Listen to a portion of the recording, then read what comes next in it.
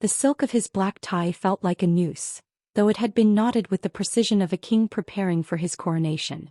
Inside the grand ballroom of the estate, the air was thick with the scent of expensive lilies and the metallic tang of hidden iron.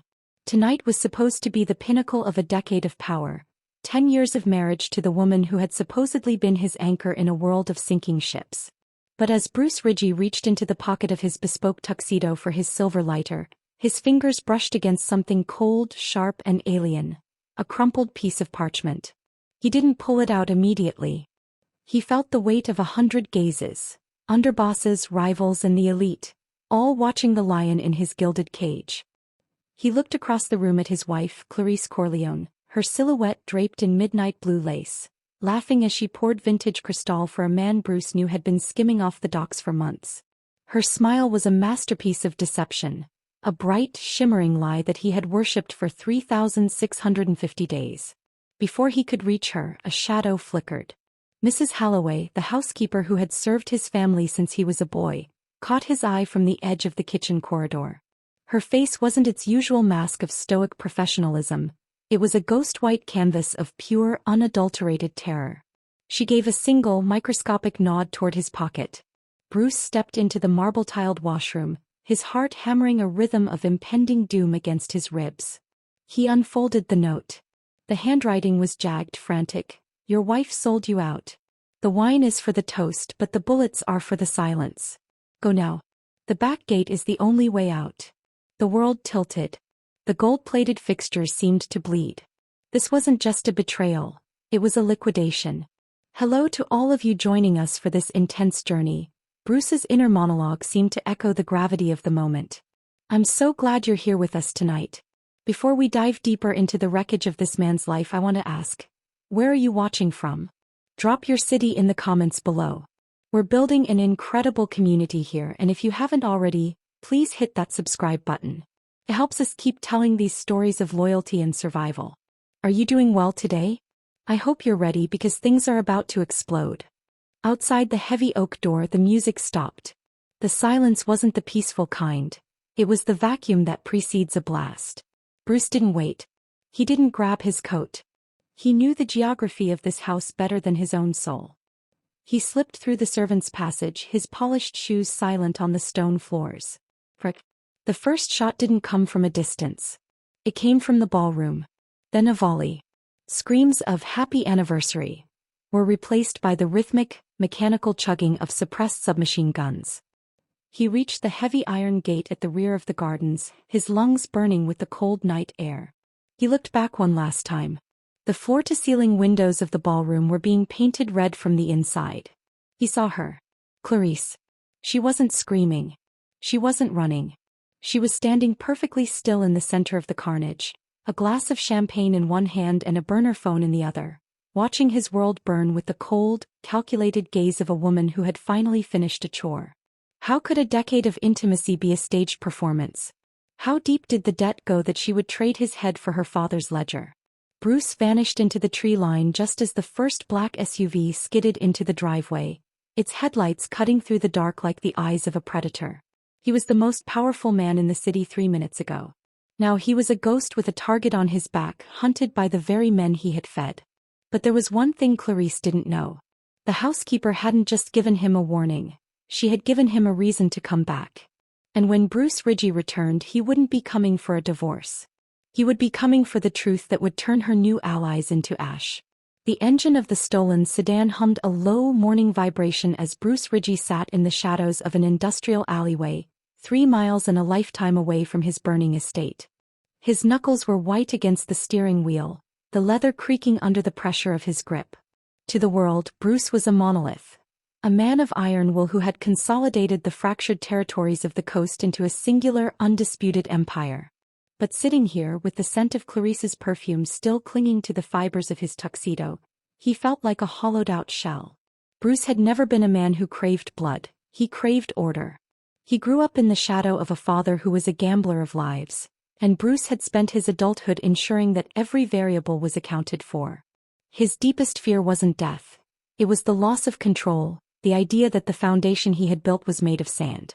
And tonight the sand had swallowed him whole. Every move he had made for 10 years, every expansion, every alliance had been for the sake of the Corleone-Ridgey legacy. Or so he thought. His mind drifted back to the first time he saw Clarice Corleone. It was at a funeral, a fitting beginning for a romance destined for a grave. She had stood there, hauntingly beautiful in a veil that obscured her eyes, the daughter of a failing dynasty. Her father, Vito Corleone, had been a man of immense pride and even greater debt. Bruce had seen not just a woman, but a soul that seemed to mirror his own loneliness. He had stepped in, wiped away her family's staggering debts to the European syndicates, and offered her his hand. He thought he was saving her. He thought her yes, was a vow of gratitude and burgeoning love. I gave her everything, he whispered to the cracked windshield, his voice a jagged rasp. I gave her my name, my protection, and my heart. I thought she was the one person in this world I didn't have to watch my back around.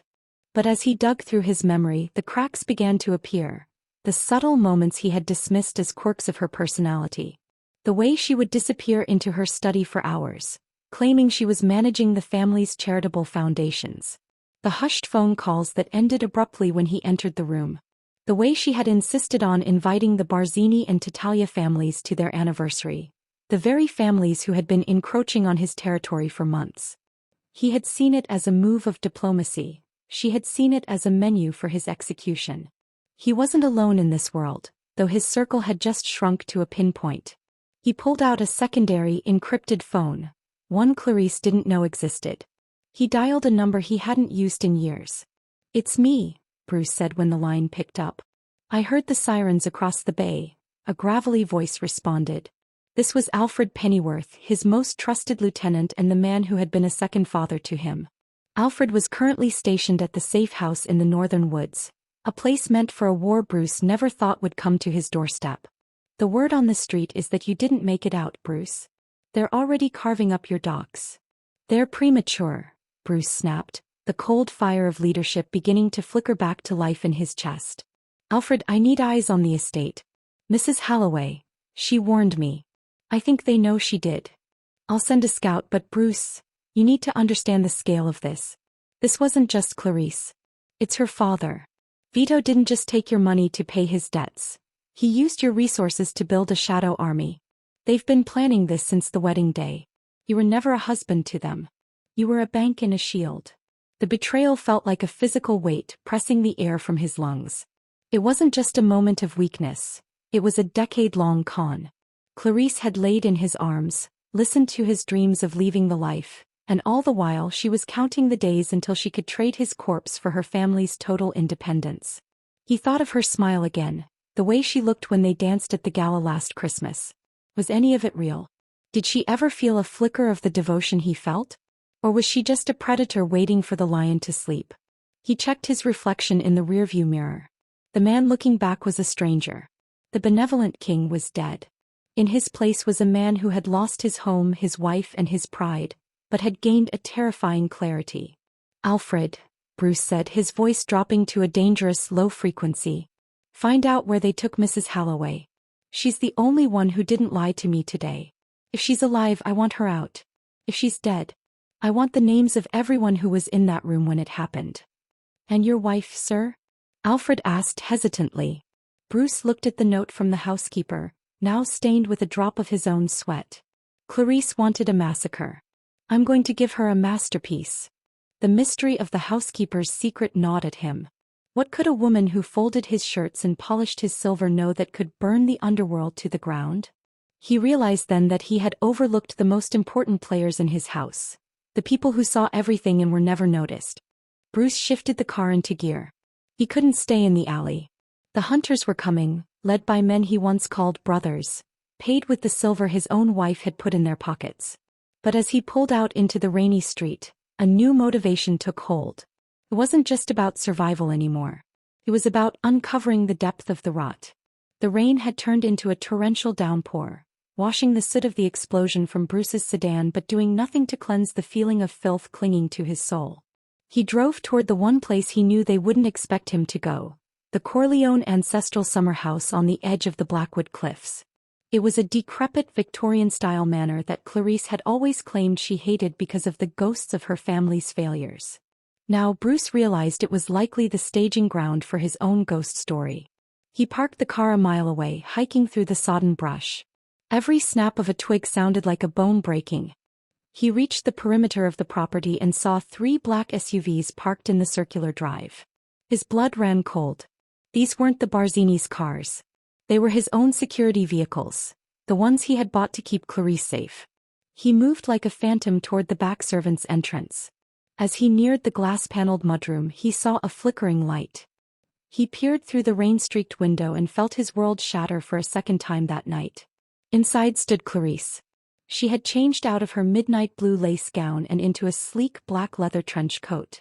She wasn't crying. She wasn't grieving. She was standing over a desk, methodically feeding documents into a portable shredder. Beside her stood a man Bruce recognized instantly, Tommy De Niro, his own chief of security. Tommy's hand was resting on the small of Clarice's back in a gesture that was far too intimate for a bodyguard. "Is the cleanup crew at the mansion finished?" Clarice's voice was cold, devoid of the melodic warmth Bruce had woken up to every morning for a decade. "Almost," Tommy replied, his voice a low rumble. "We couldn't find his body in the wreckage, Clarice. The fire was hot, but the forensics guys say the bathroom window was smashed from the inside before the ceiling collapsed. He got out." Clarice stopped shredding. She turned to face Tommy, and for the first time, Bruce saw the raw, jagged edge of her ambition. "He's a ghost, Tommy. A ghost can't stop the merger. My father's debts are wiped clean as of tonight. The Barzinis have the docks, the Tatalias have the unions, and we have the Rigi treasury. If Bruce is alive, he's a rat in a hole. Find the housekeeper. She's the only one who saw me leave the note. Wait, no. She's the one who gave him the note. I saw her face.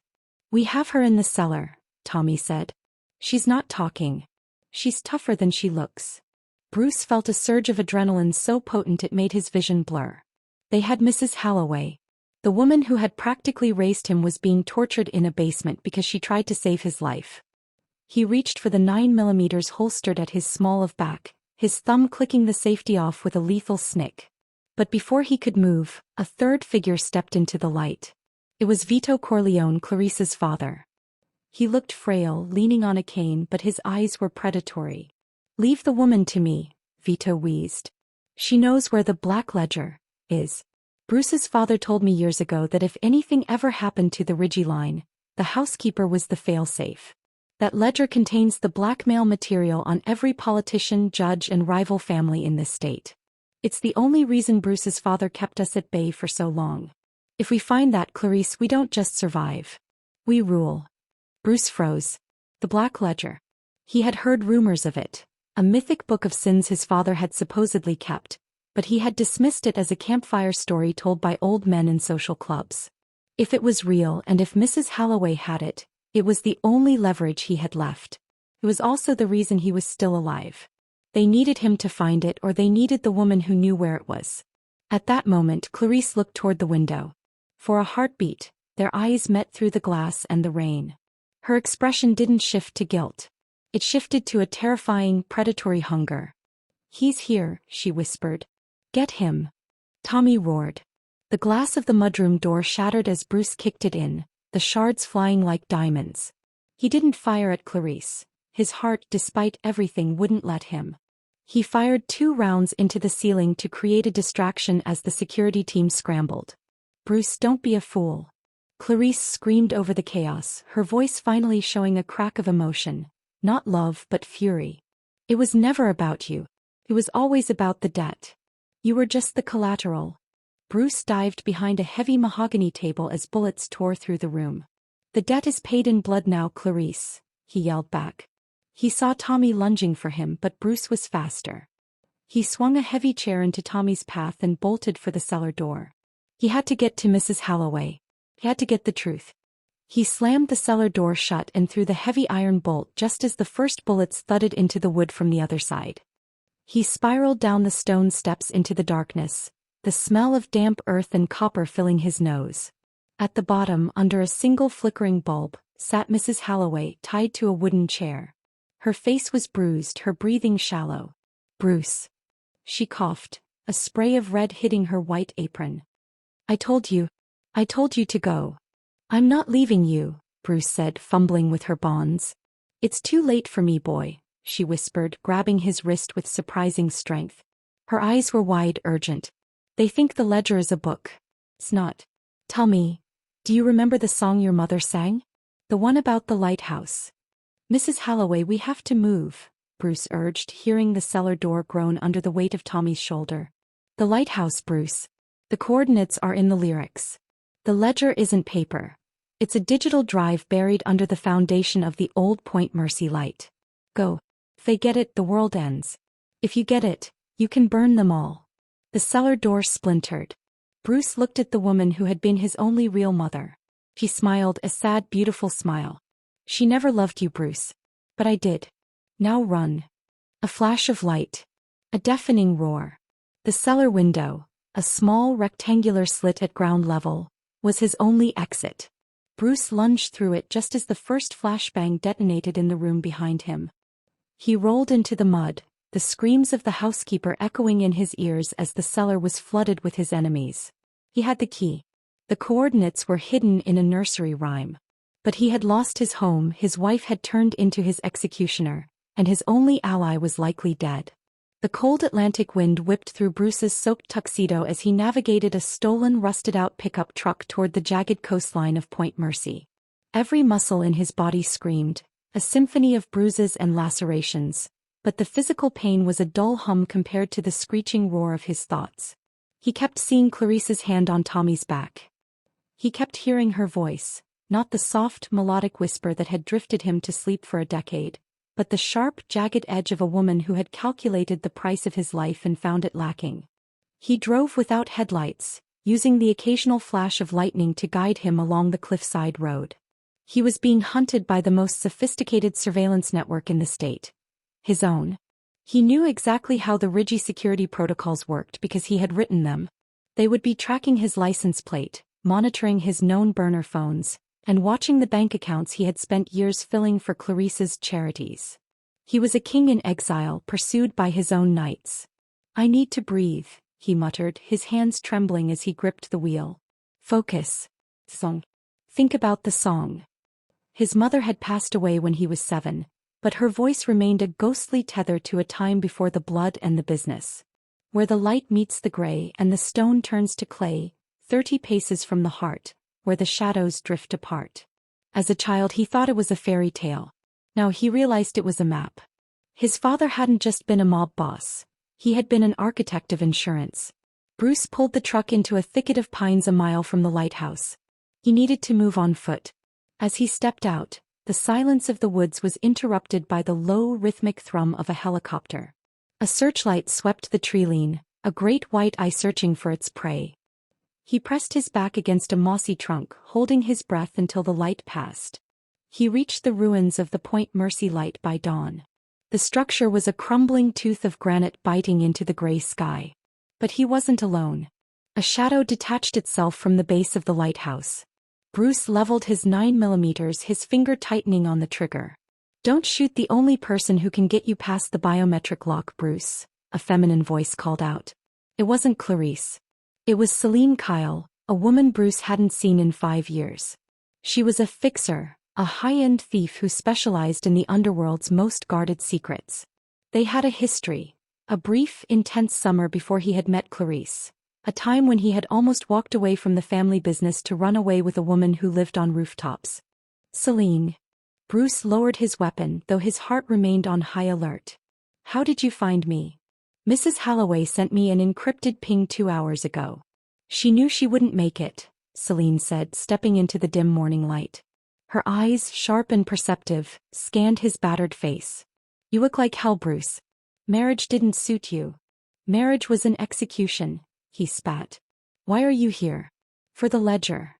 Celine walked toward him, her movements fluid and dangerous. She stopped inches away, the scent of rain and leather surrounding her.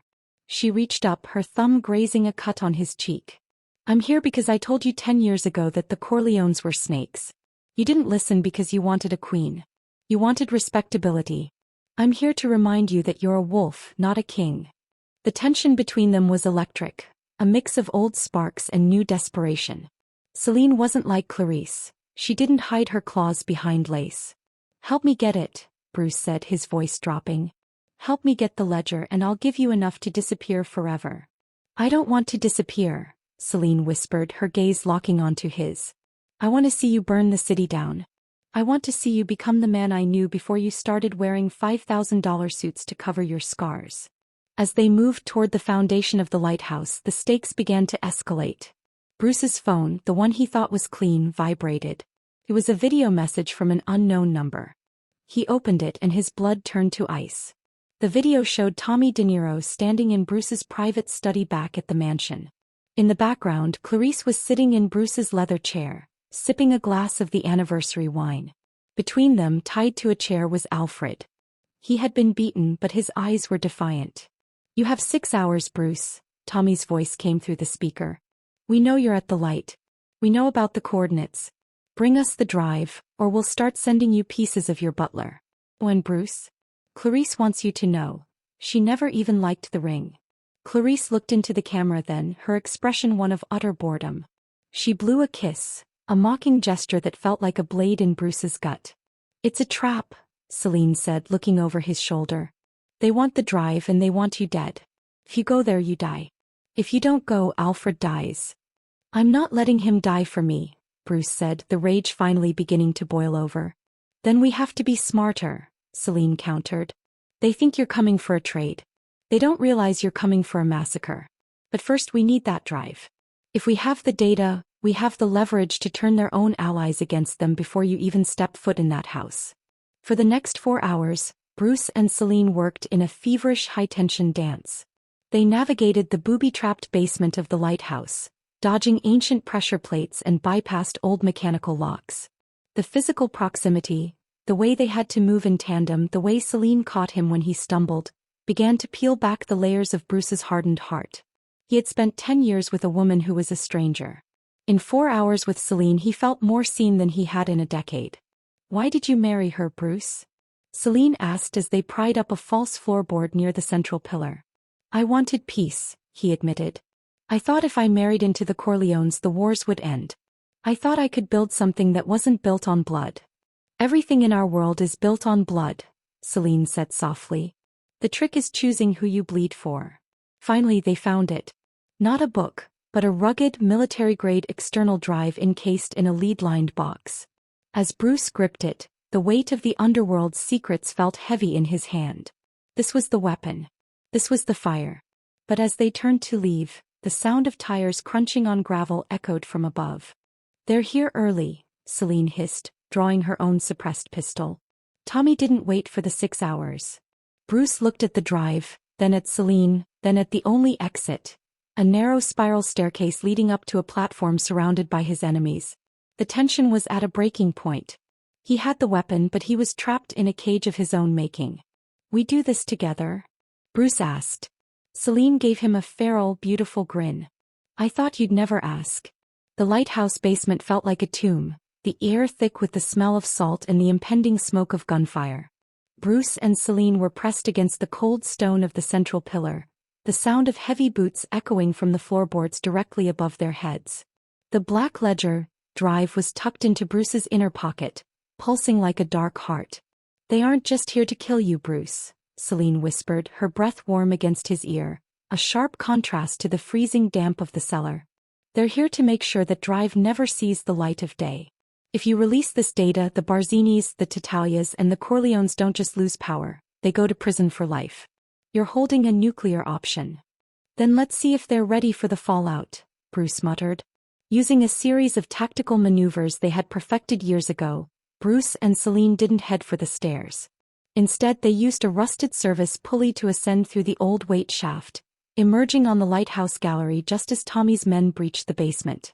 The rain was a blindfold, allowing them to slip into the tall grass of the cliffs. But as Bruce huddled in the brush, he pulled out a small tablet Celine had provided to peek into the drive. He needed to know exactly what he was holding before he traded it for Alfred's life. Celine bypassed the encryption with practiced ease. As the files began to populate, Bruce's world, already fractured, underwent a total tectonic shift. The ledger wasn't just a list of crimes. It was a diary. His father's diary. "Wait," Bruce whispered, his eyes scanning the digitized pages. This can't be right. He scrolled through logs from 15 years ago. He saw the Corleone name, but it wasn't listed under enemies or debtors. He saw a series of payments, massive, recurring transfers of wealth from the Rigi accounts into a private trust for Vito Corleone. Celine, look at this, Bruce said, his voice trembling. My father wasn't protecting me from the Corleones. He was funding them. He was the one who kept them afloat when the European syndicates tried to gut them. Why would he do that? Celine asked, her brow furrowed. Your father hated Vito. Bruce scrolled further, his heart stopping as he reached a folder labeled Project Phoenix, the Corleone-Rigi merger. Inside was a scanned copy of a contract, a prearranged marriage agreement dated 3 years before Bruce even met Clarice. The revelation hit him like a physical blow. His father and Vito Corleone had brokered this marriage when Bruce was still in college. But it wasn't a peace treaty. It was a takeover. The contract stated that upon the 10th anniversary of the marriage, the Rigi holdings would be legally absorbed by the Corleone family, provided Bruce was incapacitated or deceased, as a way to hide the Rigi family's illegal assets from a federal investigation that had been looming for decades. He sold me, Bruce breathed, the realization tastes like copper in his mouth. My own father set the timer on my life. He knew that by the 10th anniversary I would be a liability. The plan was always for the Corleones to take over. Clarice. She didn't just decide to betray me. She was raised for this. She was trained to be the wife of a man who was already a dead man walking. But there was one more file. A video clip. Bruce tapped it. The screen showed a younger Clarice, perhaps 21 years old, sitting in her father's dark study. She looked terrified, her eyes red from crying. I can't do it, Papa, the young Clarice on the screen sobbed. I've met him. Bruce, he's kind. He's not like the others. I can't marry him just to watch him be destroyed. Please, let me find another way to pay the debt. Then Vito's voice came from off-camera, cold and serpentine. There is no other way, Clarice. If you don't marry him, if you don't ensure the merger happens, the Barzinis will kill your brothers. You will play the part. You will make him love you. And when the 10 years are up, you will do what is necessary for this family to survive. Do you understand? The video ended with Clarice looking into the camera, her face hardening into the mask of ice Bruce had known for a decade. Bruce sat in the mud, the tablet glowing in his hands. The woman who had betrayed him tonight had been a prisoner of her family's debt for 10 years. Every kiss, every "I love you," every anniversary, it was a performance she had been forced into under the threat of her brothers' lives. She wasn't the monster, Bruce whispered, tears finally blurring his vision, mixing with the rain. She was the first victim. The game had completely changed. The enemy wasn't just Clarice. It was the entire system of their fathers. The anniversary betrayal wasn't her choice. It was a deadline imposed by a dead man and a dying patriarch. Bruce, Celine said softly, placing a hand on his shoulder. They're still going to kill you. And they're still going to kill Alfred. Whether she was forced into it or not, she's still standing in that room with Tommy. No, Bruce said, standing up, his eyes burning with a new, terrifying light. She's standing in that room because she thinks she has to. She thinks I'm dead, and she thinks the only way to save her family is to follow her father's script. But the script is gone. I'm going to burn the ledger, and I'm going to burn Vito Corleone. In that moment of shared vulnerability, Bruce turned to Celine. The adrenaline of the revelation, the shared danger, and the ghost of their past ignited. He pulled her close, and for a brief, desperate moment they clung to each other. A silent acknowledgement that in a world of manufactured lies, this moment of raw, survivalist connection was the only truth they had left. If we do this, Celine whispered against his chest, there's no going back to being a king, Bruce. I don't want to be a king, Bruce replied. I want to be the man who ends this. He looked at the drive. It contained the evidence that his father had murdered rivals, bribed governors, and essentially sold his own son for the sake of a legacy. If Bruce released it, he would be hunted by the law and the underworld alike. But if he didn't, Clarice would remain a puppet and Alfred would die. We're going back to the mansion, Bruce declared. Not to trade the drive. To use it. The drive back to the city was a descent into a private hell. The high of the revelation had worn off, replaced by a cold, crushing weight that settled in Bruce's chest. Every street lamp he passed felt like a spotlight on his own failure. He had spent a decade building a kingdom on a foundation of lies, and now the walls weren't just closing in, they were collapsing. "We have 2 hours before the deadline," Celine said, her eyes fixed on the digital map as she bypassed the city's traffic surveillance. "But Bruce, look at the heat maps. Tommy has turned the estate into a fortress. He's brought in mercenaries from the Tatalia crew. They aren't expecting a trade, they're expecting to bury you the second you show your face." Bruce didn't respond. He was staring at the small silver locket he had kept in the glove box, a gift he had intended to give Clarice for their anniversary. Inside was a photo of them on their wedding day. He looked at her eyes in the photo. He saw it now, the faint shadow of fear he had once mistaken for bridal nerves. He had been so blinded by his own desire for a perfect life that he had ignored the silent screams of the woman beside him. As they approached the perimeter of the Corleone estate, the situation went from dire to catastrophic. Celine's tablet chirped, a high-frequency alert. "They found us," she hissed. A black armored SUV slammed into the side of their car, sending them spinning toward the concrete barrier of the bridge. The screech of metal on metal was deafening. Bruce fought the wheel, but the impact had severed the tie rod. They were sitting ducks. "Out. Move," Bruce yelled. They scrambled from the wreckage just as a second vehicle pinned them against the railing. Tommy De Niro stepped out of the lead car, looking every bit the usurper king. He wasn't wearing his security uniform anymore. He was wearing one of Bruce's own tailored overcoats. "You always were a survivor, Bruce," Tommy shouted over the wind. "But even survivors run out of breath. Give me the drive. Now." "Where's Alfred?" Bruce demanded, his hand hovering near his weapon, though he knew he was outgunned 10-1. Tommy signaled to one of his men, who pulled a tablet from his pocket. The screen showed a live feed of the estate's wine cellar. Alfred was slumped in a chair, unconscious, a timer on the wall behind him counting down from 60 minutes. Next to him stood Vito Corleone holding a canister of gasoline. "The old man is losing his patience," Tommy sneered. "And Clarice? She's already signed the transfer papers. You're legally dead, Bruce. The world just hasn't caught up to the paperwork yet." "She didn't sign them because she wanted to, Tommy," Bruce spat. "She signed them because you and her father have a gun to her brother's heads." Tommy laughed, a dry, hollow sound. "Does it matter? In 30 minutes this bridge will be a crime scene, and I'll be the new head of the Rigi Empire. Clarice will be my wife, or my widow. I haven't decided yet." The betrayal cut deeper than a blade. Tommy hadn't just been Bruce's security. He had been his confidant. To see him eyeing Clarice as a prize made Bruce's blood boil with a primal rage. But before Bruce could draw, a flashbang detonated between the cars. Celine had pulled a distraction, but the chaos worked against them. In the smoke and confusion, a mercenary lunged at Celine. Bruce fired, dropping the man, but a second attacker tackled Bruce, pinning him against the edge of the bridge. The black ledger drive skittered across the asphalt, sliding toward the gap in the railing. "No." Bruce lunged for it, but Tommy's boot slammed down on his hand. Tommy picked up the drive, a look of ultimate triumph on his face. "Thanks for doing the heavy lifting, Bruce. Now goodbye." With a brutal kick, Tommy sent Bruce reeling backward over the railing. Bruce felt the world fall away. The cold air rushed past him as he plummeted toward the black churning waters of the river below. He hit the surface like a concrete slab, the impact knocking the air from his lungs and plunging him into a freezing, silent darkness. As he sank, the weight of his wet tuxedo dragging him down, Bruce felt the urge to let go. He was tired. His father had betrayed him. His wife was a prisoner of a life he had helped sustain.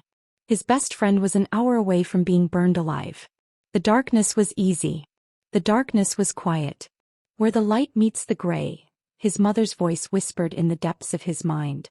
He saw Clarice's face, not the mask of the traitor but the terrified girl in the video. If he died here, she would be left with Tommy. She would be a slave to the cycle forever.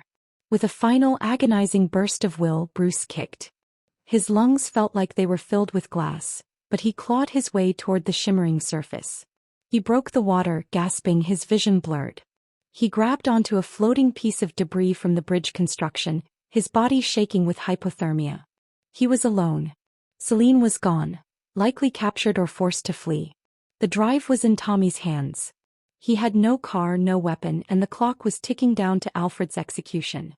He was at his absolute breaking point, shivering on a riverbank while his enemies celebrated his death. Bruce dragged his waterlogged body onto the muddy banks of the river, his breath coming in ragged, freezing gasps. Every inch of his skin felt like it was being pierced by needles of ice, and his vision swam with gray spots. He lay there for a moment, the silence of the riverbank mocking him. He had no gun, no ledger, no wife, and in less than 40 minutes he would have no mentor. He closed his eyes, and for a second he saw the face of Vito Corleone, the man who had orchestrated this symphony of misery. He saw the cold calculation in his father's contract. And then he saw Clarice's tears from the video. The despair didn't vanish, but it crystallized. It turned from a heavy weight into a sharp, jagged shard of purpose. He wasn't just a man trying to survive anymore. He was a man who had finally seen the puppet strings. And if he was going to die tonight, he would die cutting them. He stood up, his legs shaking, and began to run. He didn't run away. He ran toward a small, nondescript boathouse a half-mile downriver. It was a property he had bought under a shell company years ago, a place even Alfred didn't know about. Inside, tucked beneath a false floor, was his in-case-of-death kit. He smashed the lock with a rock, his fingers numb. Inside, a dry tactical suit, a custom-modified AR-15, several magazines, and, most importantly, a prototype signal jammer. As he stripped off the ruined tuxedo and pulled on the black combat gear, a shadow crossed the doorway. Bruce leveled the rifle, his finger on the trigger. "Easy, cowboy. I'm not the one who threw you off a bridge." Celine stepped into the light. She was bleeding from a cut on her forehead, and her leather suit was torn, but her eyes were burning with a fierce, rekindled fire. She held up a small, blinking device. "I managed to plant a tracker on Tommy's coat before the bridge went to hell," she said, her voice steady despite the chaos. "They're at the estate. They think you're fish food, Bruce. They've relaxed the perimeter to prepare for the celebration toast." Bruce looked at her, the mask of the mob boss finally falling away to reveal the raw humanity underneath. "Why did you come back for me, Celine? You have the skills to disappear. You could be in Paris by morning." Celine walked over, her hand resting on the barrel of his rifle, lowering it gently. She looked him dead in the eye. "Because for 10 years I watched you become a man I didn't recognize. Tonight, when you looked at that video of Clarice, I saw the man I loved come back. You're not doing this for a throne. You're doing this to save a soul. And I've always been a sucker for an impossible heist." The connection between them wasn't just old embers. It was a new, tempered steel. They didn't need words. They had a mission. "The ledger," Bruce said, checking his magazines. "Tommy has it. If he plugs that into the estate's main server to verify the encryption, he's going to trigger a backdoor protocol I installed years ago." "The Scorched Earth protocol?" Celine asked, a smirk playing on her lips. "Exactly. The moment that drive is accessed on my home network, it doesn't just display the data. It begins a livestream broadcast to every major news outlet and federal server in the country. Tommy thinks he's holding a scepter. He's actually holding a grenade. But Alfred is still in that cellar," Celine reminded him. "And Clarice is with her father. If that broadcast starts while they're inside, the Barzinis and Tatalias will turn that mansion into a slaughterhouse to stop the leak. That's why we have 28 minutes to get in, get them out, and let the fire consume the rest," Bruce said, his voice dropping into a register of absolute lethal calm. They moved with the synchronized precision of two predators who had hunted together in another life. Celine took the lead, using her hacking tools to disable the exterior thermal cameras, while Bruce moved through the shadows of the estate's vineyard. As they reached the stone walls of the mansion, Bruce saw the lights of the ballroom. He saw the silhouettes of men drinking his wine, celebrating his death. But he also saw something else. High in the master bedroom window, a lone figure stood looking out at the rain. Clarice. She looked like a ghost in her own home. Bruce tapped his earpiece. "Celine, get to the cellar. Secure Alfred. I'm going for Clarice in the drive." "Bruce," Celine's voice crackled in his ear. "If you see Tommy, leave a piece for me. Consider it a promise." Bruce climbed the trellis, his movements silent. He reached the balcony of the master suite and slipped inside. The room smelled of her, vanilla and expensive silk, but it felt like a cage. Clarice turned, a small silver pistol in her hand. When she saw him, dripping wet, dressed in black, looking like the vengeful spirit of the man she had killed, she didn't scream. She dropped the gun. "Bruce," she whispered, her voice trembling. "The 10 years are over, Clarice," Bruce said, stepping into the light. "I know about the contract. I know about your brothers. I know everything." Tears flooded her eyes, real tears this time, raw and ugly. "He was going to kill them, Bruce. My father. He said you were a liability. I tried to warn you. I left the note with Holloway." "I know," Bruce said, reaching out. He didn't grab her in anger. He took her hand. "But the game is over. Tommy is about to trigger the end of the world. You have to go. Now." "It's too late," a voice boomed from the doorway. Vito Corleone stood there, flanked by 2 gunmen. Behind him, Tommy held the black ledger drive, a smug grin on his face. "I told you he was a hard man to kill, Vito," Tommy said. "But look at this. The happy couple reunited for the finale." Bruce didn't flinch. He looked at the timer on his watch. 3 minutes. "Tommy, don't plug that in," Bruce said quietly. "Oh, I'm doing more than that," Tommy said, stepping toward the desk's computer terminal. "I'm going to watch your empire evaporate while I sit in your chair." The tension in the room was a physical cord stretched to the point of snapping. Bruce felt Clarice's hand tighten in his. For the first time in a decade, they weren't playing roles. They were just 2 people standing at the edge of the abyss, holding on to each other. The air in the master suite was charged with the static of a gathering storm. Tommy De Niro stood over the terminal, the black ledger drive glinting in the lamplight like a cursed relic. Vito Corleone leaned heavily on his cane, his eyes narrowed with a lifetime of malice. Between them stood Bruce and Clarice, their hands still locked, a final defiant stand against a decade of manipulation. "Do it, Tommy," Vito wheezed. "End the Ridgy name once and for all." "With pleasure," Tommy sneered. He slid the drive into the USB port. Bruce's thumb hovered over the small detonator in his palm, not for a bomb but for the signal jammer Celine had carried. "Tommy, I'm giving you one last chance to walk away. You have no idea what's on that drive." "I know exactly what's on it, Bruce. Power. The kind of power you were too noble to use." Tommy's finger hovered over the execute key. "Bruce, don't." Clarice cried out, but it wasn't a plea for mercy. It was a warning. She saw the 2 gunmen behind her father tensing their triggers. Tommy pressed the key. For a heartbeat, nothing happened. Then every screen in the room, and every television and computer in the mansion, flickered to a bright, searing crimson. A progress bar appeared, moving with lightning speed. Uploading 2 global servers. 85%. 92%. "What is this?" Tommy barked, his bravado crumbling as the ridgy crest appeared on the screen, overlaid with the words "Scorched Earth Protocol active." "It's the truth, Tommy," Bruce said, his voice a low, lethal vibration. "In 30 seconds, every bribe, every murder, and every contract your family and mine ever signed will be in the hands of the Department of Justice. The Barzinis are being exposed. The D'Italias are being dismantled. And you're just the man who pushed the button." Downstairs, the sound of chaos erupted. The rival families, the guests who had come to celebrate Bruce's death, had begun to receive the alerts on their own phones. The sound of shouting and the rhythmic thud-thud-thud of suppressed gunfire signaled that the allies were already turning on each other in a desperate bid to escape. "Kill him!" Vito screamed, pointing his cane at Bruce. The 2 gunmen raised their weapons, but the floorboards beneath them suddenly splintered. A series of tactical flashbangs, planted by Celine from the crawlspace below, detonated in a blinding white roar. Bruce didn't hesitate. He pulled Clarice to the floor, drawing his sidearm in a single fluid motion. He fired twice. The gunmen went down before they could blink. Through the smoke, Tommy lunged for the computer, trying to rip the drive out, but the system had locked the hardware into the port. He turned, pulling a hidden blade from his sleeve, his face a mask of rabid desperation. "If I'm going down, Bruce, I'm taking your heart with me." He charged toward Clarice. Bruce stepped in front of her, catching Tommy's wrist. The 2 men crashed through the mahogany desk, a blur of black tactical gear and stolen silk. They were no longer mobsters. They were 2 wolves fighting for the throat. Tommy was younger and faster, but Bruce was fueled by 10 years of stolen life.